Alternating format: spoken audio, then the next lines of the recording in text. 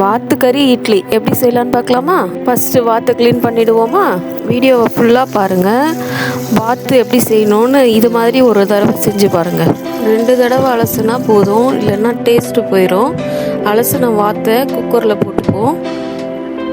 இந்த வாத்து 1.25 கிலோ வாத்துங்க. இதுக்கு 1.5 ஸ்பூன் மிளகாத்தூள் மட்டும் குழம்பு மிளகாத்தூள் போட்டால் போதும். 1.5 ஸ்பூன் சால்ட்டு போட்டுப்போம். சால்ட்டு மிளகாத்தூள் நல்லா மிக்ஸ் பண்ணிவிட்டு 1/2 கிளாஸ் தண்ணி ஊற்றி மூடி போட்டு ஸ்டவ்வில் வச்சுருவோம் 7 விசில் வர வரையும்.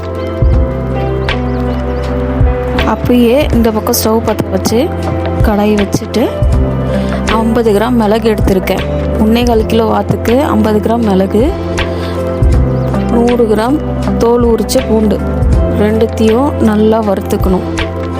5 to 10 மினிட்ஸ் இதை வறுத்துட்டு மிக்ஸி ஜாரில் ட்ரான்ஸ்ஃபர் பண்ணி இதை அரைச்சி வச்சுருவோம் கிரேவியாக. 2 பெரிய தக்காளியாக கட் பண்ணிப்போம். கடாய் வச்சுட்டு கடாயில் 100 கிராம் எண்ணெய், தாளிக்கிறதுக்கு சோம்பு, தக்காளி இதை நல்லா வதக்கிடுவோம். இந்த பக்கம் குக்கரை திறந்து பார்ப்போம். நல்லா வெந்துருச்சுங்க கறி. இந்த பக்கம் தக்காளி வதங்கிட்டுருக்கு. இது கூட அரைச்சி வச்ச பூண்டு மிளகு பேஸ்ட்டை சேர்த்துப்போம். நல்லா வதக்கிக்கோங்க.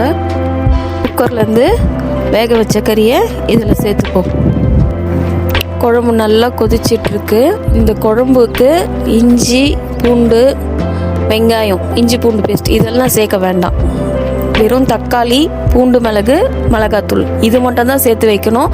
இதனோட டேஸ்ட்டு சூப்பராக இருக்கும். இந்த பக்கம் இட்லியை ஊற்றிடுவோம். இட்லி வெந்த பிறகு இந்த குழம்பை ஊற்றி இதனுடைய சுவையை சுவைச்சிருவோமா?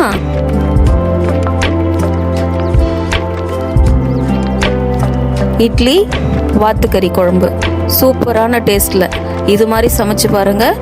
சூப்பராக இருக்கும்.